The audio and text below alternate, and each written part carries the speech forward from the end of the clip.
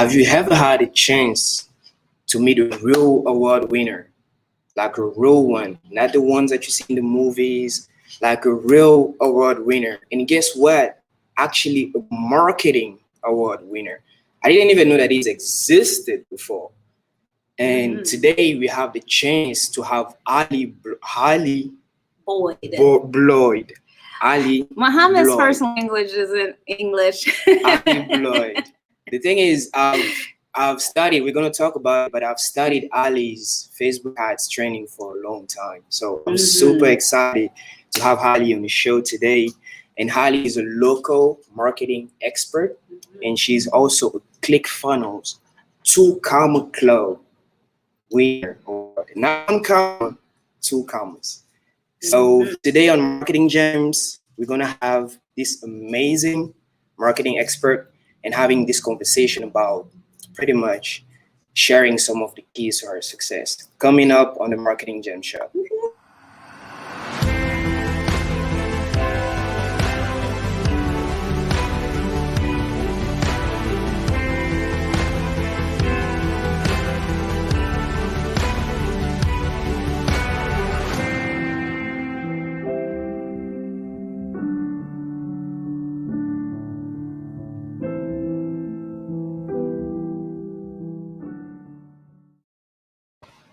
All right, guys, thanks so much for joining. Now, this is Marketing Gems. We're doing a series called Labeaud's Legends, where we're going to be interviewing some of the notable modern marketing and business sage.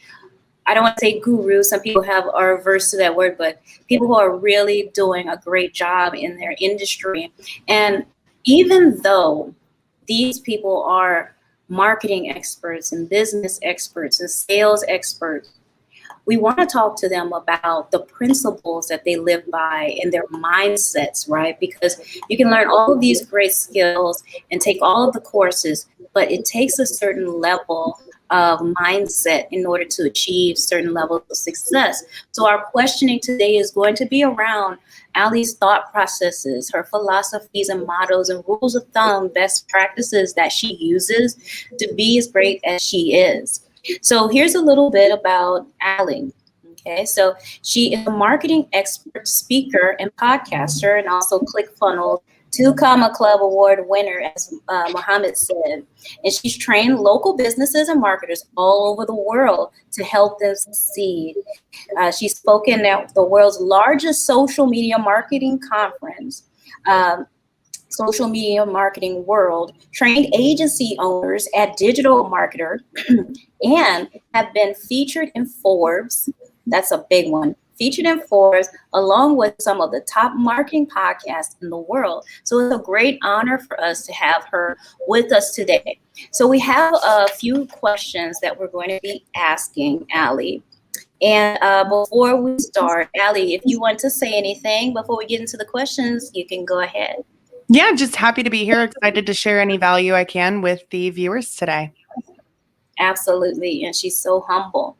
Okay, so one of the questions is, you have such a great purpose, it seems, especially you can tell that in the way that you pursue training and leading others. But how did you find your purpose? So it really started, I would say, probably when I was about 19 years old. I was always pretty creative, and I knew that I wanted to be in some type of leadership position, but I was actually going to school to be a nurse practitioner for my first 2 years of college. And then I really realized it was not the path for me, that I was not going to be happy in that type of environment. And so I took a semester off and really just tried to figure out what it was that I wanted. So I had always worked in the service industry as I was going through school. So restaurants, I was a server and a bartender, and I'd had a pretty clear idea that I did not like the corporate way of life. So some of the restaurants or bars that I worked in were corporate and others were local businesses, independently owned, and I much preferred that style.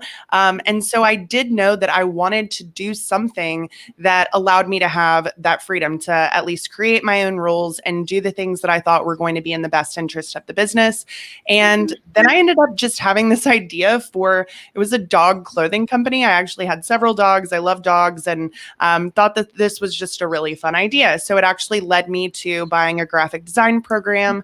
I taught myself graphic design, and then I ended up finishing my degree in design and marketing because of how much I enjoyed that. And once I dove into that program, I really just kind of decided this is what I want to do. I want to have some type of marketing or branding agency. I want to be able to have freedom and independence in my business, be creative, implement ideas that I think are good and that will allow me to profit or help the end consumer. And it really took me about 8 more years before I decided to actually start my business. I was working for other companies as a marketing director and still doing the things I do today. But, sometimes we just let life happen, and we have bills to pay, and we have families, and it's easy to just take the safe road. But I always knew that I was never going to be truly happy until I started a business and felt like I was living what I was supposed to be doing in my life. And so 3 years ago, I decided to just take the leap and start my business. And it has been awesome ever since. So in terms of local businesses and helping them, I've worked with them for over a decade. My parents were in real estate investing when I was younger, and I was helping out in their business. So it's something that kind of always came naturally to me. And that's really the only audience that I've ever served. So helping local business owners is a big purpose of mine that's only grown stronger every single year that I've been in business or that I've continued to work with them, because, they have a lot of challenges. They are up against big corporate brands, a lot of money, a lot of legislation actually works against them. And they also tend to be a little bit more technologically challenged. So keeping them in business and keeping communities, bright and thriving with those businesses is something I'm really passionate about. That is awesome. So for those interns who are watching, because our interns are going to be watching, and many of our future interns are going to be watching this, it sounds like you took a raw talent that you had, and you also took an interest that you had, married those two together, and then built those up to a strength until you had the tools you needed and the courage to actually launch yourself. And so that is so valuable. I believe Dylan has a question. We can go to him if he's ready. Great answer. You have to just let him off of. Yeah, sure. Can you guys hear me all right? Yep. Mm-hmm. Yeah, so my question was just pretty simple. What personally motivates you in business? There's a couple of different things. The first one is really to help the person that I am servicing, which is local business owners and also other marketers and agency owners that are working with local businesses. So kind of like I just mentioned, local businesses are the hearts of every community. Without them, we don't have the types of communities that we have today. And because of that, I'm really passionate about making sure they don't go anywhere and allowing them to, take some of these tools and strategies that most of the time they see as only being relevant or accessible to these larger companies. And then as a marketer and agency owner myself, I know the struggles that I went through growing my business and getting that confidence, building my skill set. And so that was a very natural fit to be able to help people that were in the same position that I was, years and years ago. I also, am very passionate about trying to create a better life for my family, whether that's my direct immediate family or my extended family. We all are able to do more when we have more financial resources. And so being able to give back to people in my family who need help, support people through giving them jobs, and also really be able to donate a lot more money to the causes that are close to my heart. That's something that pushes me to continue to want to grow my business, because the more I can do in my business, the more I'm able to help others as a direct result. Thanks a lot, Allie. Yeah, you're welcome. That was pretty awesome. Thank you for sharing that, Ali. I'm a little curious because, as I was saying, I've watched a lot of your videos, and you are one of the only person that I've seen making marketing strategies for like kitchen knife businesses and bedroom and bathroom businesses. So that was very interesting to me. And I'm curious, what are 2 to 3 key habits that made you successful along the way? I think the first thing was really dedicating myself to being great at marketing. A lot of times people want to start these types of businesses, but they really haven't put in the legwork to actually be great at what they do so that they can help the person who is paying them. And if you're not committed to the skills that are necessary to be great in your industry, you're ultimately going to have a really hard time succeeding. And even if you do succeed financially, you're not going to be serving the people who are working with you. And so I would not consider that to be a success. So just really a passion for continuing education. It's not something that just stops. You never stop learning. You have to continue to learn, adapt, try new things, test new things. I also think that, just personal development in general has been a really big part of that. I read a lot of books. I very much want to continue to grow as a person, not just in my business, but, with my health and my fitness and my knowledge about other topics and subjects, becoming a better leader, becoming more effective in every way of my life. So continuing to push myself outside of business is something that it is reflected in your business at the end of the day, because you often see a direct correlation between what's going on in somebody's life and then the success of their business. And so if you want to continue to grow, you have to continue to grow as a person as well. And I think the other thing probably is my faith, I would say. I mean, I have a really strong faith, and that's something that's very important to me. And I do trust in God to guide me in my decision making and in the way that I run my business. It gives me a level of integrity and ethics that sadly I don't see in everyone that is in business.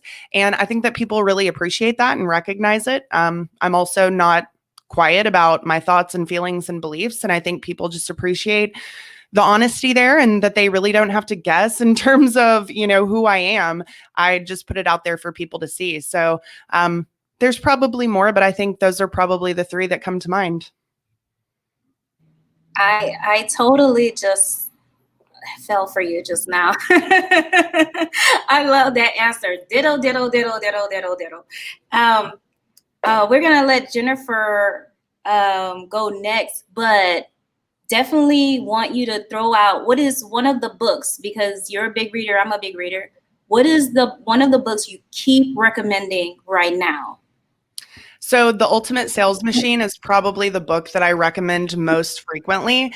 It's my favorite book, I think, in terms of like business and personal development, mainly because it's one of those that's never going to be outdated. Even if the tools and the strategies and things like that change, which they have since the book was written, and it has been updated, but the author has since passed away. And so there's not going to be any more updates, but these are core concepts that are never going to go out of style.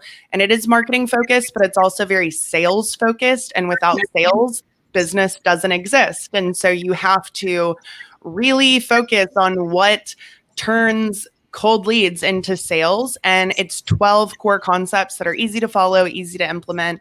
So I love that book. It's a really great one, and everybody should give it a read.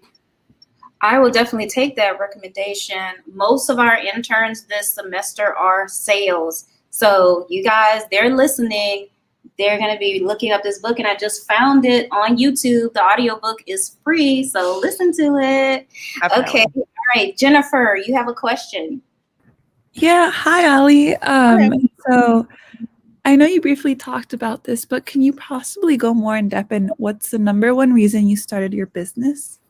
Yeah, absolutely. So the first thing was that I just always had this internal feeling that it's what I should be doing. I've typically been somebody who didn't really need a lot of direction when I was, working for other companies. I was able to take ideas and concepts and really just run with them. So I've never needed to be managed as an employee. And I just always knew that I was fully capable of creating and starting something for myself. And so just that knowledge and desire, it never went away. And when you have something that's, on your heart for over a decade, you tend to believe that it's something built into the core of your soul that you should be doing. And I think that ultimately, I knew that I was never going to be personally fulfilled if I didn't do it. And I want to be in alignment with the way I believe I should be living. And so when I was working as a marketing director, the last couple of years before I started my business, I started to feel very unaligned because I knew I was supposed to be running a business on my own, yet I wasn't doing that. And so there was a disconnect, which just drove me to finally make that decision. And then I also have a daughter. She's 4 years old. I started my business when she was 1. And I realized that I wanted to be able to spend as much time with her as I wanted to. And when you're working for somebody else, you don't always have that option. I mean, I was commuting an hour and a half every day. That was time I was not able to spend with her. I couldn't just take her to the zoo one day just because I wanted to. So I wanted to be able to have more control over my life. And I also wanted to show her that anything is possible and that if you have a dream and you have a desire, that you can make that happen. And I did have a dream and a desire, but before I started my business, I hadn't made it happen yet. And so how could I ever teach her that concept if I wasn't living it myself? So I think ultimately it's just always something that's been on my heart and on my mind. And I'm just the type of person that is someone who's very independent, and I don't need somebody to tell me what to do. I don't need somebody to push me to do better. I'll do that on my own. And because of that, I just really saw a lot of successful business owners that were, quite frankly, a lot less intelligent, a lot less driven, a lot less caring about what they did than I was. And so I knew that if these people could succeed in business, there was no reason I shouldn't take the leap and at least see what happens with it. Just understanding that not every business is going to succeed, but if I never tried, I would never know.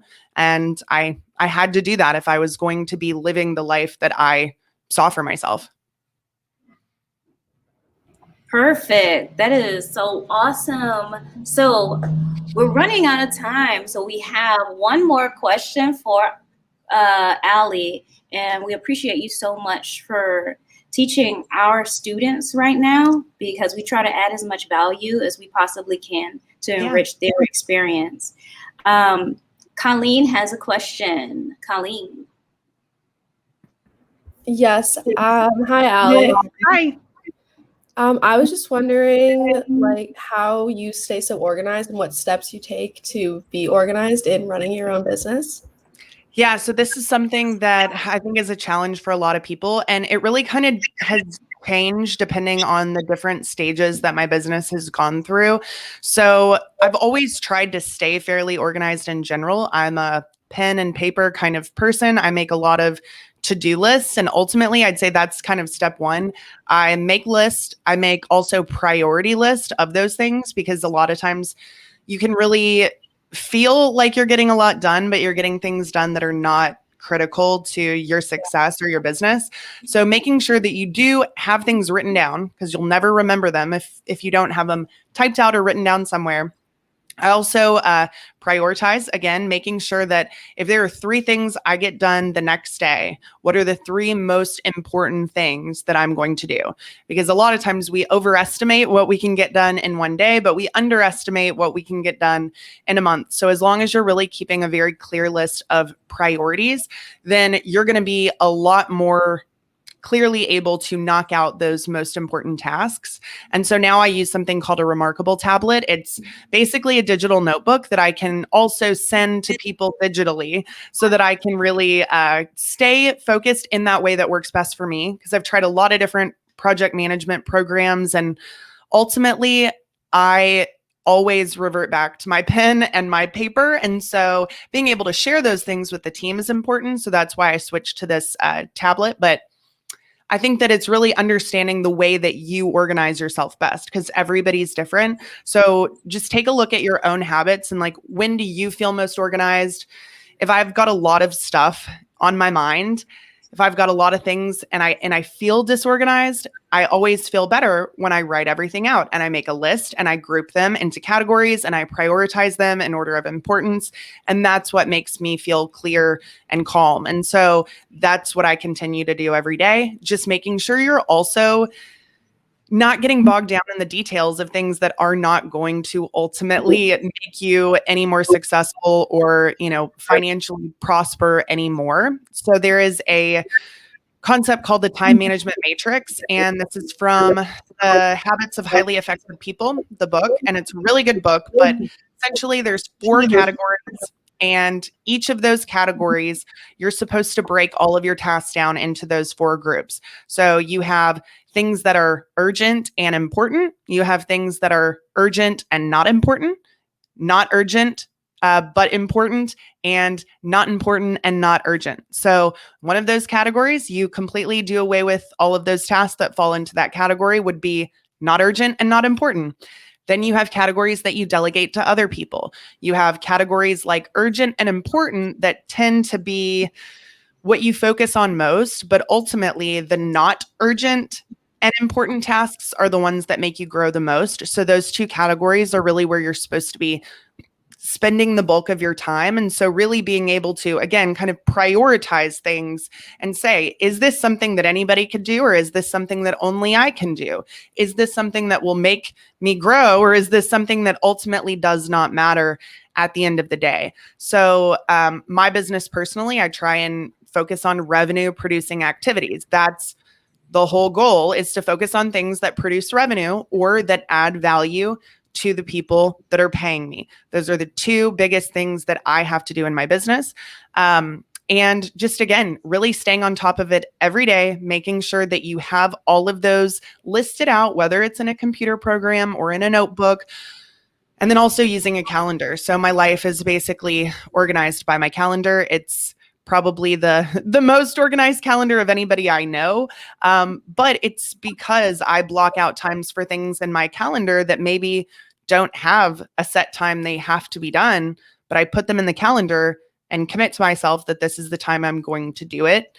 I think the final thing in terms of organization is sometimes theming your days. And that does depend on what your business does and kind of the way it functions, but really dedicating certain days to certain types of tasks so that you can batch those together and you get a lot more done that way. And you also don't feel so scattered. You have a very clear focus for either, maybe it's half a day, you have 4 hours, and this is the 4 hours of the week that I focus on sales activities.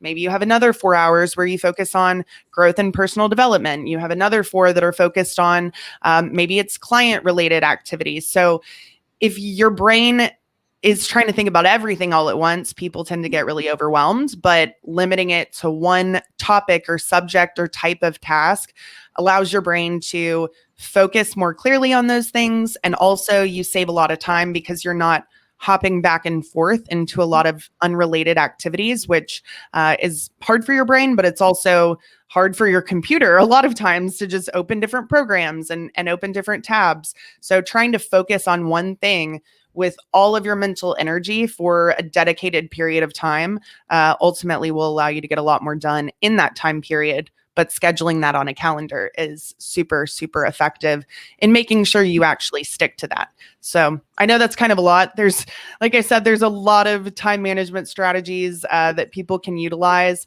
I do think so much of it is just personal based on the way that someone works best. But those are the things that work best for me. Totally. This is one of the biggest problems that every business owner, whether they're marketers, especially if they're marketers or have multiple projects or businesses or that they're managing. And I like that you said it was a remarkable tablet or remarkable? Yes, it's, remarkable. So it's remarkable. I think I saw that and I was like, should I pull a plug? I really want that. Pull the trigger on me. I really want that. It's been a great tool. So, I mean, just because I like to write with an actual pen, yes. I can erase things, but I can also send them digitally. So that's probably the biggest change is that before, the notebooks that I have, I save a lot of my old notebooks, but it's very difficult to find things that are important in them. And then sharing them with other people on your team who need to see them is difficult. So this has really kind of helped me overcome both of those things, but allows me to work in the format that is easiest and most natural for me. Yeah, definitely sounds like it's worth the investment. I'm going to take your advice on that because I love writing down also, but then I have to transfer all of that. So that is great. And I think that most of all, interns, students, they find it difficult for, time management, and it doesn't get easier. And then the more successful you become is the more restrictive you have to be. And you can have what you want, you know, that you can have somewhat of a balanced life, but you have to time things. And that's, you know, the sooner you master that and you learn how your brain works and you work with it and not against it, it's the best thing. So Allie, thanks so much for spending time with us this morning. Yes, absolutely. This is up right now, but we're going to make sure we send you the recording.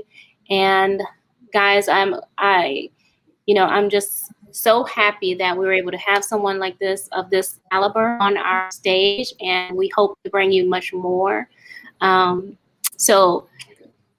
Okay, go ahead, Mohammed. Yeah, I just wanted to, for the people that don't really know Allie and that'll be watching the live, where can the people that want to connect or that want to learn your material like I did, where can they find you online if they just want to connect or they just need some kind of help? Yeah, so on social media, you can find me pretty much everywhere at Allie Bloyd Media, or Allie Bloyd. I've got some really great YouTube videos that will teach you a lot about marketing and business. And then my podcast is Marketing Inc. podcast, and that's INK. So yeah, check out the podcast. Lots of great content, or just my website, alliebloydmedia.com. Cool.